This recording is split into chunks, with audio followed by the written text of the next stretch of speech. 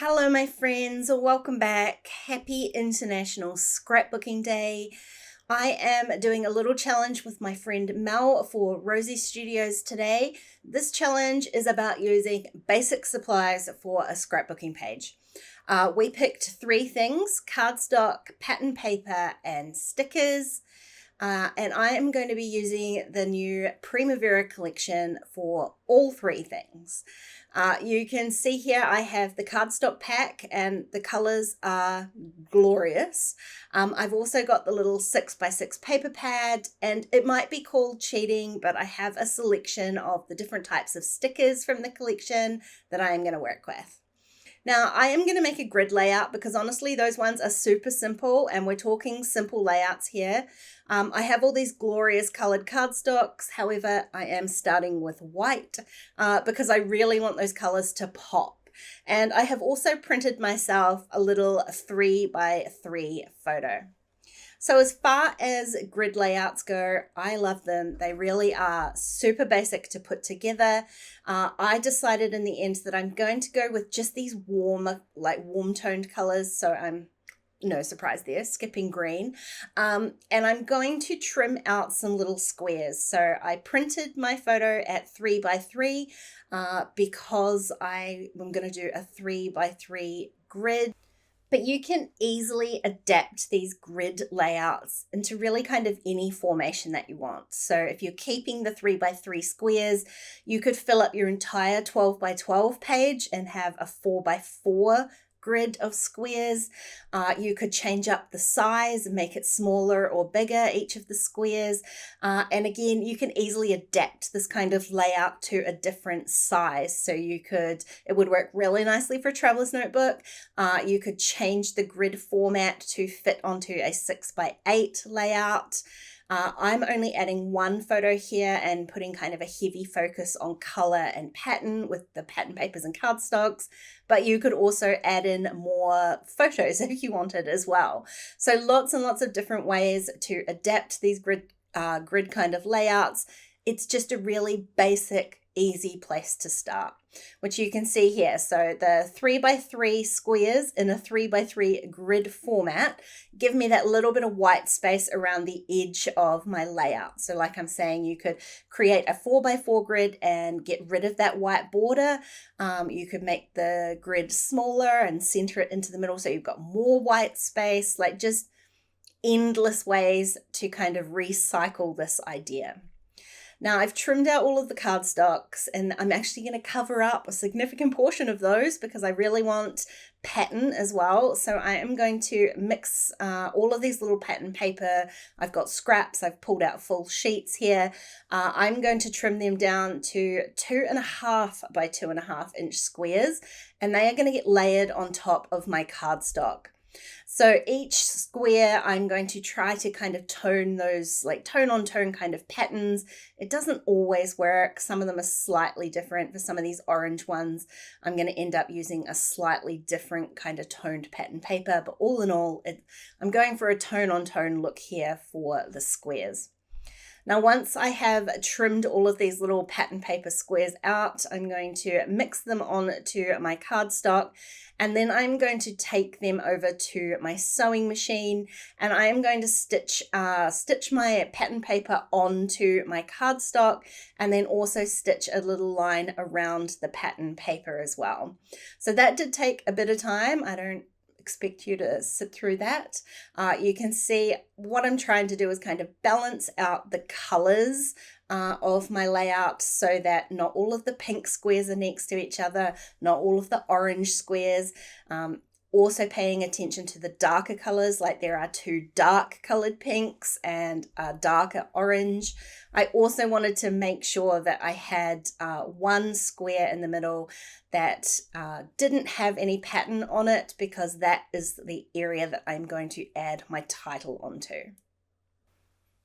Now, I'm not adding really any significant dimension onto this layout. I'm keeping it reasonably flat, but I do want to have some kind of texture on here. So I am going through and using a combination of a paper distressing tool and my fingernails just to kind of rough up the edges of both the cardstock and the pattern paper. So it just gives it that tiny lift, and you can see it kind of catches the shadows. And so while it's not any thicker than kind of 3 layers of cardstock, it kind of looks like it's thicker because you get those kind of the highlights and shadows from the light falling onto it. So it's just a really easy way to add dimension, I guess, and texture without actually putting too much bulk into there. Now, I did realize that I left out my little yellow square here. This is going to be my title piece. It didn't get pattern paper, so I didn't put it through the sewing machine, but actually I did want to add the stitching to it and that kind of dimension as well. Now I'm going to go ahead and just adhere all of this stuff down onto my cardstock. I'm going to use my ruler guide for that. I'm sort of going to roughly lay everything out. I want to make sure that this grid of squares is like centered into my cardstock as much as possible. I'm not perfectly I'm not working out all the maths behind that. I'm literally eyeballing it. And I am going to use some liquid adhesive. I just want to make sure that these little squares stay well stuck down. A little bit of liquid adhesive. I'm starting from the bottom. I'm just eyeballing the gap in between these squares, just using my kind of ruler guide to make sure everything is nice and straight. And then I can just go up from there, kind of eyeballing things to make sure I get my little grid of 9 all done. As far as my photo goes, I am adding a little bit of dimension to that. So I've just got some foam tape behind there. Again, just adding that in, making sure it's straight. The reason I've added the foam tape is just to lift that photo off kind of about the same amount as all of that texturizing did. I'm not going to rough up the edges of my photo per se. So if I stuck that straight down onto the cardstock, it would kind of be sitting underneath all of those grid squares. And I want it to be at least visually the same height. Now, this is where I had planned to add on my title on here. I am using some puffy stickers. These are specifically made for a title. Build your own titles. This is what I do for them. There are lots of kind of sentiments in here, and you can see I kind of mix and match depending on how I'm feeling. This is actually just a photo of me sat at my craft desk. It's my happy place for sure. I wanted to add my happy day. I couldn't make it fit nicely with the my that was on that sheet, so I've just gone with happy day. It still reads the same thing to me. So now all I'm going to do is kind of embellish the rest of my layout, and I'm using a really kind of pretty simple recipe for that. Tone on tone stickers. I have got cardstock stickers, I have got chipboard stickers, I have got puffy stickers, all sorts of stickers, and I'm just kind of starting out by lightly placing these stickers as close to kind of tone on tone as possible. Now there's a few ways to do this. You could add a sticker on each of those squares randomly, or you could center them if you want a really kind of graphic looking layout. You could add a few on each. You don't necessarily have to stick to tone on tone. Again, like it's just this starting out idea, and each time you recreate this layout, because you could recreate it multiple times with multiple collections, they would always look different no matter how hard you tried to make them look the same. And just adding those smaller details like this is going to help to do that. So in the end, I decided that what I would do is maybe cluster my stickers a little bit more than what I had originally intended to. I'm still going to kind of keep them tone on tone if I can. And sometimes I'm having the stickers like cross the borders of the squares. So you can see a really obvious one is the yellow stickers that I've added into that middle row.